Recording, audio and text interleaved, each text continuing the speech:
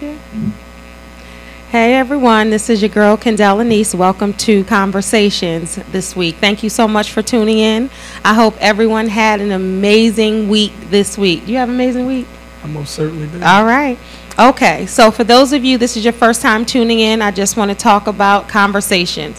I'm a life coach, and my main objective for anything is to motivate and help people live their best lives. The first way to do that is to walk in your truth. This show is about trials, testimonies, and triumphs. In life, you are guaranteed to go through challenges and changes. Consider them all blessings.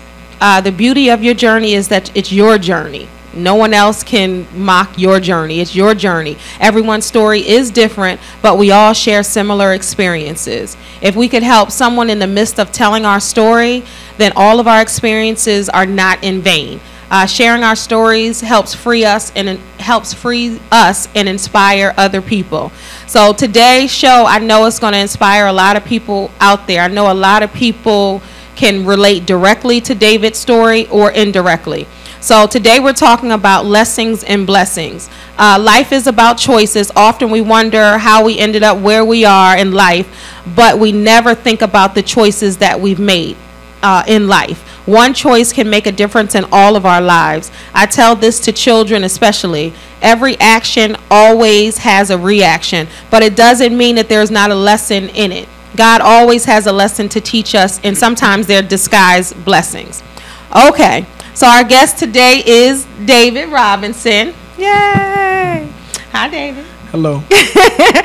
He is an example of redemption, restoration. He spent 22 years, yes, is it 22 years, in federal prison, and he lives to tell his testimony. So his testimony is very powerful, and like I told you guys in the ad, he doesn't mince words. Like, he's not ashamed of my past, his past or where he's been. So if you guys can welcome David. Hello. And that's the camera right over there. Yes, ma'am. Okay. So, it's a lot to cover. We have an hour. I'm going to try to do the best I can, but I'm just try to really let you flow with it. Because I know when you first told me your story, I think I was just looking at you like, wow. And you here, yes. That's the thing. God is because great. 22 years is a long time. Because you didn't even have a cell phone when you went in. You didn't even know about the... Oh, you did, but you probably had, right. Oh, they just came out. Remember the flip phones, yeah. The back from like New Jack City. Yeah, exactly. All right, so we're going to just dive right in. So let's... and I just want to talk about... So you're born and raised in Baltimore? Yes, I am. Okay, so we're going to just take it back maybe about 25 years. What was life like for you in Baltimore about 25 years ago? Sure, 25 years ago, it was a dream. It was definitely a dream. I had it all and never foresaw it going anywhere. What you mean you had it all? What you had? The riches, the females, the cars, all the lifestyle, everything that came with it. I felt I was on top of the world. Okay. I was ghetto rich, not Hollywood rich. That ghetto fabulous. Yes. You had the cars, the money, like you said, the girls, all of the it. fur coats, the chains. Everything that came with it. Okay, and yes, that is a lot that comes with it. So you were living that good lie. life, living that life. It's called a lie. It's an illusion. Because at the drop of a dime, all of that was gone. The white man kicked in my door. They were the real gangsters. And so, but you were doing your thing, like you were on top. Yes, I was. Okay. Okay, so I've been in Baltimore maybe about 21 years. 21 years now. I love the area. A lot of people have misconceptions about Baltimore. They think every single day, everywhere, every inch of Baltimore is like The Wire. That's what they think. So do you feel that The Wire is a real depiction of Baltimore, at least with you, like your life? Not at all. Okay, what's the difference? And I'm glad you said that. Because men survive anywhere in any type of environment. So wherever they recording The Wire, whatever's going on at The Wire, I'll stand out there and won't have a problem. Okay, so you can stand out there and won't have a problem. The thing is minding your business and not getting in the next person's business. It's when you venture off into someone else's foolishness, whatever they into, that's when you find yourself in a jam. Okay. And be more careful, Baltimore. So have you ever watched the show The Wire? Yeah, I watched it through its entirety. Could you watch it in prison? or did you That's watch where it I when you got? watched it at. That's where you. So when you're in prison and because when you're in federal prison, they can send you anywhere. You're not in Right. Baltimore. Right. At So all. right. So when they're watching you or watching The Wire, watching it with everybody in there, They want to ask me. that's to what I really like wanted. it. Right. So what do you tell them as you're watching The Wire? Like, what is going through your mind when you're watching The Wire? I mean, that happens in Baltimore only because we have so many vacant homes. So you're going to have people killing people and hiding bodies and all that. But in any city that has a bunch of vacant houses. that Urban can happen. America. Right. And they're Sort just of what- projecting that in Baltimore only when it happens everywhere. Because of the uprising and the riots, Right. that brought a lot of attention to the vacant homes and the issues that Baltimore is having with those. Right. And that was just like a cry for help because, like you said, and even Obama said it in his speech, like when you have an area with all these vacant homes, poverty, low income, some people don't know where their next meal is coming from, they're robbing and shooting, that's desperation. Right. So anything can happen out of desperation. I agree. So how did you get into the drug gang? Because you spent 22 years in prison because of the drug gang, the hustling. Yes. Because I know in Baltimore y'all Bad call it hustling. decision-making, In right. Jersey they call it selling drugs. Right. Bad decision making Okay. is what I'll call it. I don't like to glamorize that lifestyle because I'm ashamed of it. Even though I loved it, I enjoyed it, but I lost so much. Okay. What did you lose? I ruined my mother's career. I ruined her life. I took my mother to prison with me for 10 years. All right. So you got to explain that. So when you went to prison, your mom went to prison. Yes, for 10 years. Why did your mom tell the people why Because your we mom as went to young, prison? Black, ignorant people, I call us ignorant because we don't know the law. We're only ignorant to the law. Okay. I'm very intelligent in the streets. But Okay. when it comes time to worldly things, Mhm. laws and computers and all Mhm. that, I'm illiterate. Okay. I'm ignorant to those things. Like Okay. still I don't know how to work my phone. Okay, But because I that's know when neither you here nor came to my office when I first met you, Right. I had to show you how to email on your phone, I remember? don't know anything about technology, but you put me amongst a pack of wolves and I'm going to survive. I'm going to eat. I'm going to live. And I'm going to, like when I went in prison, I was the youngest man in prison. How And I old were you survived when it. you I went was to 20. prison? I turned 21 in the county jail. Okay, In so, Baltimore City jail, I turned 21. all right, so you went to jail at 20 Yes, and you came out at 42? yes. Wow, that's a long time. Because when I was thinking about that, my daughter is 22. She was born in 1993. She's 22 now, and I think about that's a long time from the time I seen her born. You know what I'm saying? Yeah. Till now. So when I put it in perspective like that, that's a long time. And it didn't seem like it when I was doing the years, but when I talked to my son, the reality hit me. Okay. To be around my son who was 2 at the time and he couldn't say nothing but daddy, bike, motorcycle. And then we're having grown man conversations on the phone. Wow. Yeah. So that's interesting, and that was one of the questions I wanted to ask you too. You have a son, Yes, and a 2 black granddaughters. male. Yes, and you went to jail when he was 2. 2 years old. So how did that affect your relationship with your son? I hate to say it, but we have no relationship now because of that. Because you missed He's so much very time. bitter because I missed so much of his life. But his daughters love me, and I'm just proud. He gave me the best thing he could with my granddaughter. Because you got a chance to kind of do it over again. I get to get everything that I missed in his Isn't that life something? through them. So, and that's a blessing. Right. That's a blessing in itself. All right. So a lot of black males, and I'm just reading my little questions here that I have for David. So a lot of black males in the hood and urban areas across the country are in the drug game, and we talked about this before. Why Can do you you? back up for me? Uh huh. We were talking about my mother. Oh yes, it's and I very want you. important. I wanna Okay, address please, and I want you Yeah, to. I definitely want to address Okay. that. My mother, a lot of people in Baltimore know my mother. She was a teacher at Dunbar. Well, she taught all over Baltimore, but when I caught this case, at the time she was a teacher at Dunbar, which is a notorious high school in Baltimore. Yeah, because a lot of ballers, NBA Right, ballers, come and out of Dunbar. The Sam Cassells and all of them Right. were there doing her tenure Oh, in wow. Dunbar. So by me being young, the average black man that's in the streets getting money, buying cars and all this stuff, they want to put it in their parents' name because we're too young to have it in our name. We don't have any type of credit or anything to have it in our name. And So there's I a was- lot of people doing that. It's a Right. lot I of. was at the time, if anybody who was getting money knew about Arlington, Virginia, we were going down Arlington, Virginia, spending 40, 50,000 On for what? cars, cash money for Oh cars. wow. Paying So them you off. were rolling like that, like you 40, I was $50,000. making $100,000 a week. What? Yes. Wait a minute. He said, I don't know if y'all heard him, but he said 100,000 a week. Yeah, a little more, but that's what I was playing with, 100,000 a week in the streets. So 40, 50 wasn't nothing. Nothing for a car. But back then, the auto shops were cruddy. So you could take that amount of money in and they'll write it up like you bought a crashed up car, or you bought a certain thing where it's not, you're giving all that money, but you're paying for the car. So I was going down there forging my mother's name on all these cars and all this stuff. And I would just show up at her door, Mom, look, a new Toyota, Benz, BMW, and all this different stuff that I owned. And she, boy, whose name is this in your name? But she had to get insurance on the cars. Because they were in her name. Right. So I had to, my head take that. They go 5,000, 10,000, please, put insurance on the car. So because she put insurance on the cars, even though I forged her name and I showed it in court, I say I went to Virginia and I forged her name on all this, cut my mother loose. She's not, but she had to get insurance on the cars. So just by having everything that I owned in my mother's name, I made her a co-conspirator.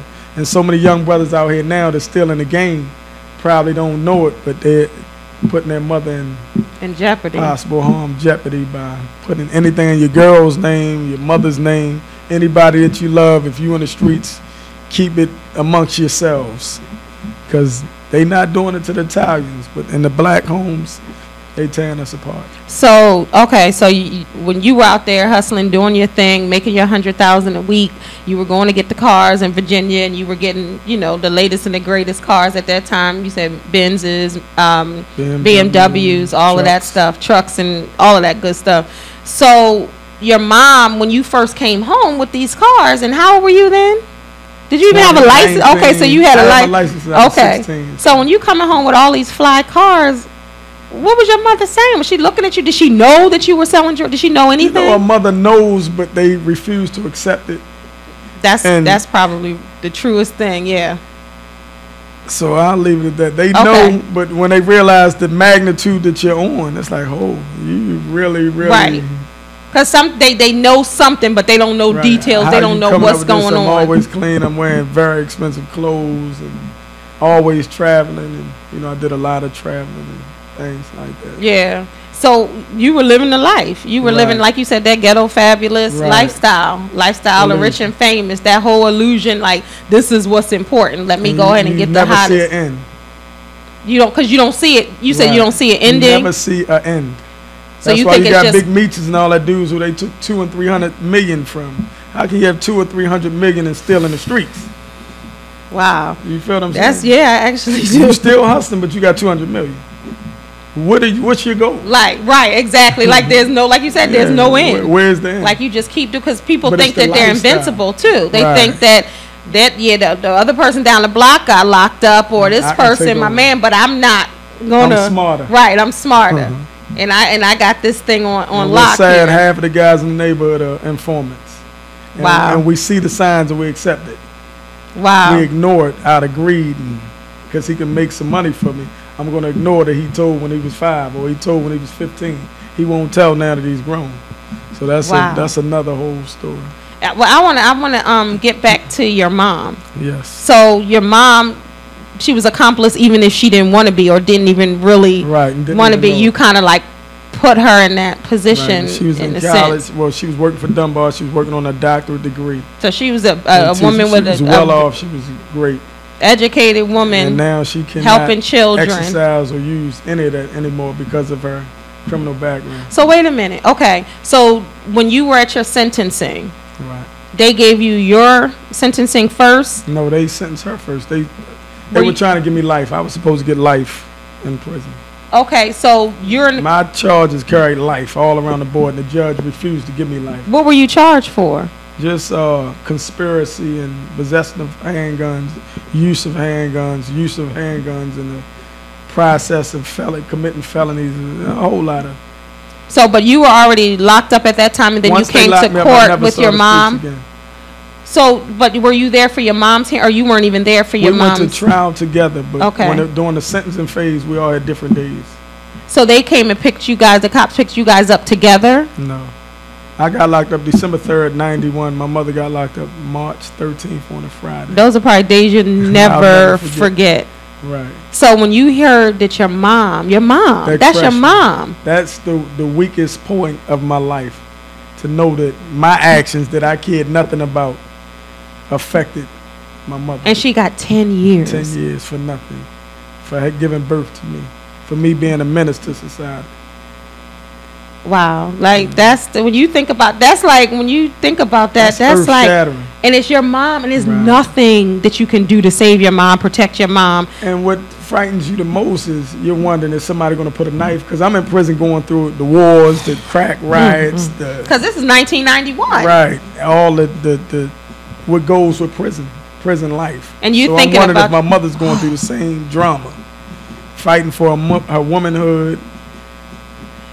That's deep. Trying to keep her stuff so don't nobody come in her room and take it. You know, it's all type of... Because now you're there. Right. So you see what it's like on the inside. I'm experiencing it. Right, you're experiencing it. So I'm the youngest one in the whole prison. Where did they send you first? Leavenworth, Kansas, USP Penitentiary. How many places were you transferred to? 10. 10 places. Yes, so all across the country, do they have to tell your family, your people where you are? No, that's on me to notify them. See, once you get a transfer, a lot of times they don't tell you where you're going, out of fear you might try to escape. So why do they transfer you? And I always wonder that. Just being a knucklehead. I was young, so I was still wild and trying to prove that I was all man in prison and doing a lot of immature things. Because that's probably hard to do. That's probably hard. Well, you around some of the hardest, roughest, toughest men in the world from different cities. The thing with the city and the state, or I say a state prison and federal, and the feds, in the state you can get by because you're around your homeboy. Right. You're around guys from your neighborhood. Right. And the feds, you're around men from all over the world. Real Crips, real Bloods. Like real the roughest of the rough in every neighborhood. These guys really from California. Or the GDs and the Gangster Disciples and the whatever they called from Chicago. You're around these guys and they live this, they were born this, so this is what they represent. Wow. You know, so you're around men from all around the world, so it's truly an experience. Was your mom in federal prison too? Yes, she was. So how many did she get? She got transferred around too. She was in about 4 or 5 prisons. So the whole time you got to wrap your head around you getting life, or you getting what? What were you? What was your sentence? Life? 540 months. What? 45 years. I didn't even know how much it was. 45 years? Yes, ma'am. 540 months. Like, what goes through your mind at that time when the judge says 545 years? Like, first you try to carry the one, trying to figure out how long that is. Right, but at the time I was like, yeah, that ain't nothing, because you think 12 months is a year. So I'm like, man, that ain't nothing. So when I got down to the bullpen after he told it to me, I was like, 540 months. Well, 120 is 10, 240, 480. And then I said, man, that's 45 years. And that's when the reality hit me. But I knew, and I vowed to myself. 45 years. Yes, ma'am. I vowed to myself that I would never allow someone to break me. I could not show them weakness. So though I may have wanted to cry, I cried within. I dealt with it within. But you can't show that weakness. What happens if you show that weakness in prison? You'll wind up in another man's arms. Some want to console you. Got you. Yeah, that's real.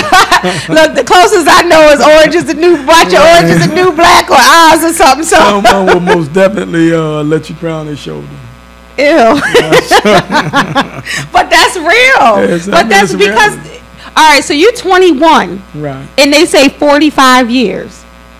And then you are there trying, you got to be hard. You got to show, what you are made of in a sense, because like you said, you're protecting yourself. Right. And I put in my mind I was never coming home. So I just cut the streets off. So what you mean? You didn't talk to anybody outside? I got to talk to my mother every 30 days. We got a 15-minute phone call. And while she was in prison? Right. And outside of that, from time to time, I would talk to different women from time to time. But I didn't have a steady... What was it? You just didn't want to have an emotional connection or tie with anyone? Why I deal with things I can't control. A woman is going to be a woman. Your man going to lie to you. The dudes who you thought were your men, you find out quick, fast, in a hurry that they're not really your men.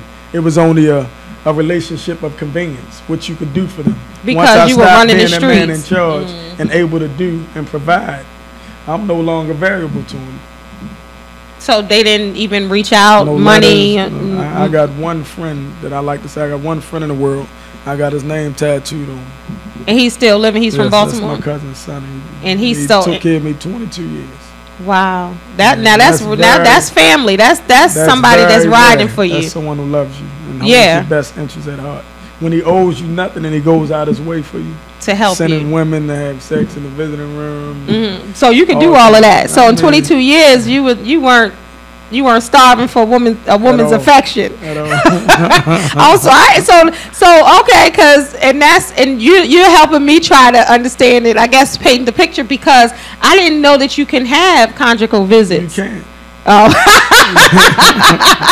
But they were making it happen. Right, you create a situation where you can. So women can come. It don't take long when you're away from it for us. Right. So women will come to the prison in the visiting room and do favors. Right, and do favors. So for 22 years you had somebody. I always had somebody. I never had a problem getting a woman. Right. So that's holding on to them or being willing to share. Got you, because you're in jail. Right. So and what's happening outside?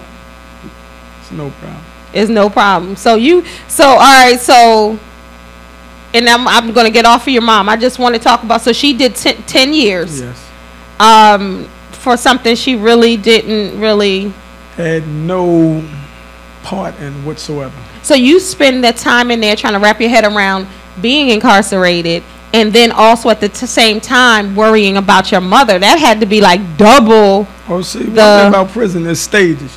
Your first stage is hate and blame. What? Hating everybody and because you feel like you didn't do anything to be in there. You hate the world. Right? Them jokers ain't paying my bill. Them jokers ain't sending me no money. They ain't. It's the hate. The guys who owe you not paying. Then you blame it. If he ain't tell on me, I wouldn't be here.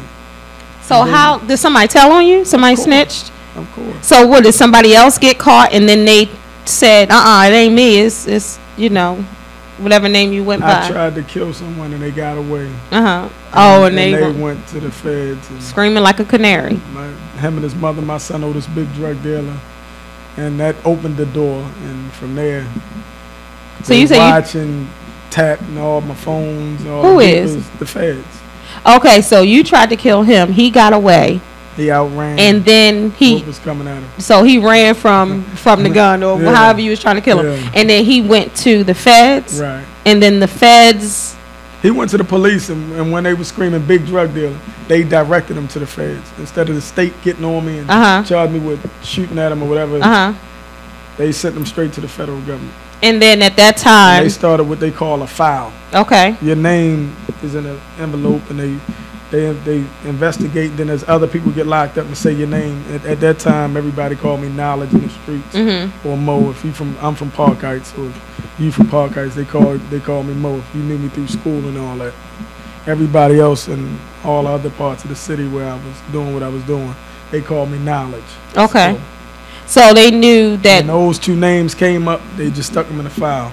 And when the file got thick enough to build a case, it's called the unsealed indictment until they get the warrant to come get you. So they already knew that you were pretty much going down. Right. They watched me. They seen a young man with Rolexes and driving all these big cars and all that. And where did a 20-year-old get this? So how long did they watch you? Riding around with bulletproof vests on. Police pulled me over and searched me at that time. 91 bulletproof vests weren't illegal. Now if you get caught with one, I think you get about 5 years for a vest. So I didn't know that. Time they filmed me, they shake me down. Oh, you got a vest. I know you got a gun to go with the vest, but they never could find it. Stash boxes and all that stuff in the cars. At that time was new, so they couldn't find it. But now through informants, they got stuff that they can hit the car with, hit the battery, and the stash boxes pop open there. What? But at that time, in 89, 90, 91, they were brand new on the scene. So only New York was putting them in. Baltimore wasn't putting them in there. You can go anywhere and get a stash box. What, in the cars? They were already like made in there? Guns. No, you go up there, give them your car, certain brand car, a best, and get some of the old 10 keys, old guns, your license plates flips over, oil comes out, all type of little James Bond gadgets. That MacGyver stuff. Right. So they would pull you over, but they never saw anything. They could never find a gun. So how long did this go? The day they got me, I had 2 bulletproof vests on and a 40 caliber Glock in my back. The day they ran down on me. So how long? It was all over. How long have they been trying to how long were they trying to get you? They followed me for about 8 months. Trying to make that file thick, trying to build that file. But once they show that based face, on what the guy they got away from. Once you see them, it's over. Because they behind the scenes putting this stuff together. Once they started following me around and all that, and I was running lights and. Did you know they were following? I was seeing. So was this person that you tried to kill at one point, was he your friend? Did he work for you, or did you know him? He was never a friend. Okay, but he just worked for you, business relationship, and he got caught and he tried to reduce his time. He messed my money up. I tried to deal with him. And then that's when he went to go snitch. Right. So then they finally got you after all of this time. How did it go down? Like, what happened? Well, they raided 5 houses, 5 or 10 houses. You had 5 houses at that time? Nah, oh, they okay. raided oh, okay. the houses that I preoccupied. I just had a condo. Oh, okay. But the houses that I preoccupied, my grandmother's house, my mother's house, my spot, different places that I was at on a regular, they raided. Not all that. Only thing they didn't get anything really. They just got me with the 2 vests. The gun, oh, you were in the house money. at that time? No, they got me on the street. I think they wanted to kill me. Why you say that? On me, I had that gun on me. They kept saying, "Reach, reach." Oh, they were like, "I wish you would." Yeah, like, come on. In my mind, I believe they knew that they were going to get a shootout. Wow. Yeah, in my mind, I believe. So they thought, okay, so when they went to go search all 5 of those homes where you tended to stay, you were already in the street. Oh, so they went to the houses after. Right. Oh, okay, so they got you on the street. People could clean up or so they think, clean up and get stuff. Oh, so I guess that was smart because you couldn't make a call and say wherever this is, stash, move this. They put me in a room just like this, and everything was done. So when did you find out that they raided the houses? Once they took me to Baltimore City Jail. After I went for a bail review and all that, got denied bail. And once I got to Baltimore City Jail, I got to making phone calls. And that's when the reality hit. Because I was locked up under what they call a complaint. What is that? It's when the indictment still isn't unsealed, but they want you out the street because they feared that I was going to kill the witness. And the witness was the one that you tried to kill before. Right. So, of course, they're going to think you're going to go back and try to really make it happen. They went on and rushed it and got me off the street. And once they unsealed my indictment, I got locked up December 3rd. They indicted me January the 21st. And this is 1991? 92. 92, okay. Right, 91, December 3rd. Okay. 92, January, they indicted me and superseded and indicted me when they locked my female acquaintance up at the time. Was she with you in the car? No.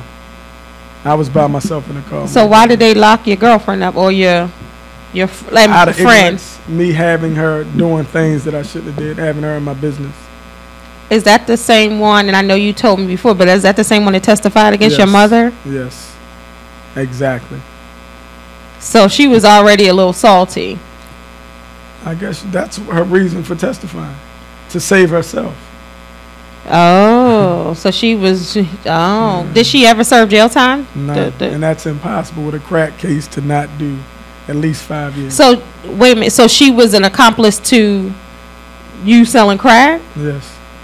And due to my she ignorance. Didn't right, but that's what I don't understand. Okay, she was accomplice of you doing crack. She was doing different things, and then your mom was. How did your mom get 10 years and she didn't get any time?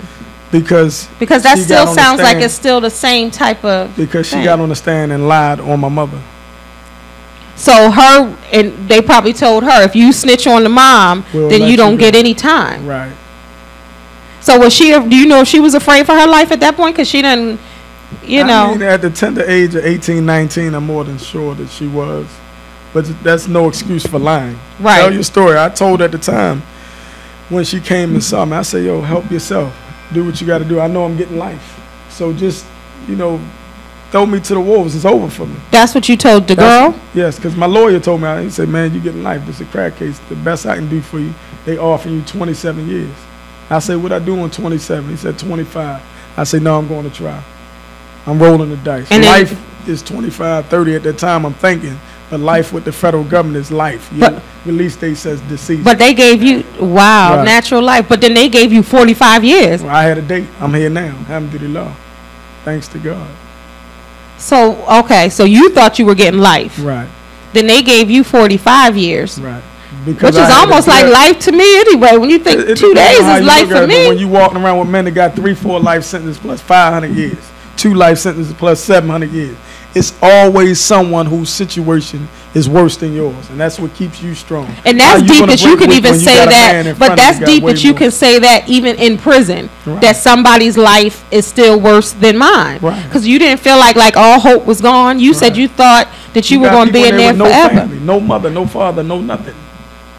And they in there making it however they got to make it. That's deep to me. Like you're in prison, you get 45 years, and you still can say and have that kind of positive spirit. Like, well, they're worse off than I am. They don't have a mother. They don't have a father.